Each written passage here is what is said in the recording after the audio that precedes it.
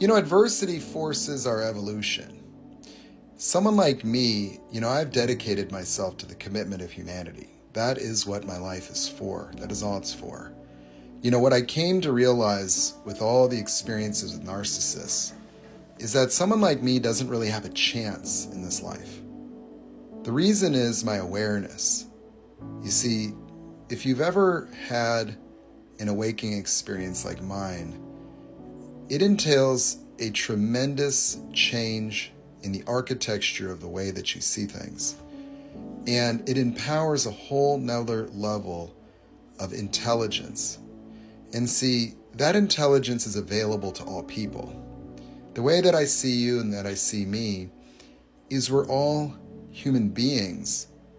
And the human being is expressed through the human body, that the human body is not the being.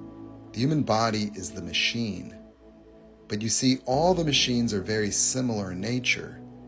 And there's an anomaly with the human being. You see, the human being, although we're all genetically pretty much the same, we have such wide, disparities intellectually and creatively. And this has never been understood in psychology or neuroscience. But when you hear about you only use X percentage of your brain, the truth is that your brain is always formulating a most perfect rendition of reality outside of yourself. That there is no evolutionary advantage to human suffering. Pain and suffering, we should distinguish those because pain is normal. Fear is good. Pain is good. Because you see, when you think about human suffering, a lot of people would say, why would there be a God that will allow us to suffer? Because God, consciousness, was so profoundly intelligent that it could create a physical universe that is totally inert, where abiogenesis is an impossible phenomenon, that science will never be able to create life from non-life, even with all the raw ingredients in a petri dish. They will never be able to create a life form. Yet it happened. And it appears to have happened without any intervention, that in the history of mankind, there really is no evidence of any interference from God. Now, the thing about it is that doesn't mean anything, because consciousness is something unexplainable in any biological or physiological model. That there is not a neuroscientist on the planet who can take a look at a neuron and tell me how the neuron is going to self-stimulate based on everything we know about its physiology. That the neuron has an axon and dendrites, and it requires stimulation to propagate a signal. But you see, when you start to talk about the origin of intentions, and you start to examine that life forms have choice, that are able to navigate an otherwise inert universe where, looking up at outer space, everything in the universe can be predicted with math if we were to continue to study the physics. And so when you start to really consider that over centuries we've started to look at things like, for example, we all open our eyes and we see a world. And now suddenly we understand that there is this phenomenon called light, that there's photons, these particles and waves that are bouncing off things and then going into the receptor of the eyeball, and that we could hear things. And then we discovered, well, there's this thing called sound frequencies that are touching our eardrum as a sensor, and then we're capturing that force and using it to form a relationship to things outside of ourselves. And then there's pressure and temperature. And so we have receptors in our body for the detection of changes in temperature or pressure. And so all these sensors connect the human body with this external world. But then when you start to really look at the neuron is engaging with something. You see, people that experience an awakening come into this infinite expanse of consciousness and in some cases experience a relationship with something that is beyond, the conventional understanding of space and time itself.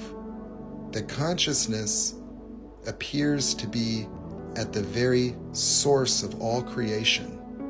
And when you talk about prayer, when you talk about manifestation, the infinite expanse of creative capacity available to the human mind, the imagination is something that becomes observable from the first person perspective.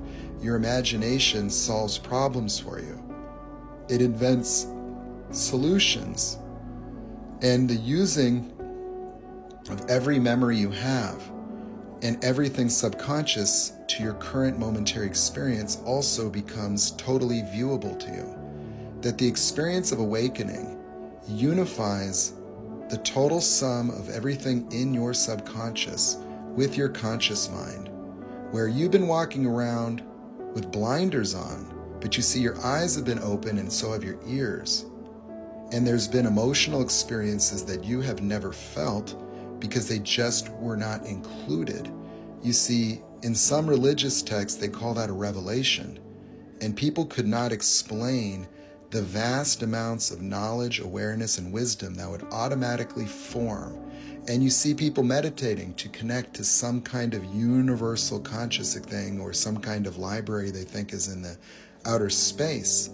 But then you see people that have taken these ayahuascas and LSD, and then what happens to them? Oh, they're talking to spirit guides and they're traveling through all this geometric stuff, and the thing that they're not seeing is that everything that their experience is happening within the universe, within their mind. That the universe has billions, 250 billion neurons, and the connectivity of those neurons would exceed all the stars in the known universe. The amount of computing power available within the human mind and imagination has to be able to replicate the entire universe in order for you to even experience existing at all. That the moment you open your eyes, the universe appears as a neurological presentation to the beingness within you. And the thing about it is the contamination of ego is like the software that you're running that has you convinced that the universe that is taking form is independent of you. And so you separated from God. You separated from consciousness by imagining yourself to be this abandoned small child that needs to fix itself, that needs to improve, that needs to heal, that needs to achieve, that needs to acquire, that needs more. And you're not noticing that everything that you see, every person walking around, every car that drives, everything you read, every little speck of dirt, every leaf on a tree, every penny in your hand when you're counting the change is already accounted for by your mind. That when you look at an autistic person and wonder, how does this person know the exact amount of change the moment it hits the ground? The question would be, how come you don't? See, the difference is that everything that he sees is already in his mind. And the brain works at the speed of electrons. The brain is a three-dimensional, gigantic computer processing unit that forms the entire architecture of the individual universe through which you live. And the only bridge between my universe and yours is communication, because you're a neurological phenomenon, a phantom within my brain, and I'm a phantom within yours. And as we try to communicate from our individual islands,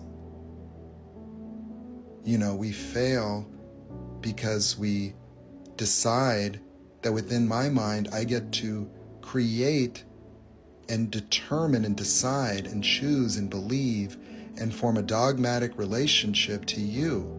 I get to predetermine what you are based on what I've already seen. And I've eliminated any hope of ever learning. And so the truth of the matter is that consciousness, in my view, is a force similar to light. Like, a property of the universe that existed before and after. And the soul is just our percentage of it. That the neurons of our brain have a quantum relationship to a force yet to be observed or determined by science. Just like we didn't know what light was.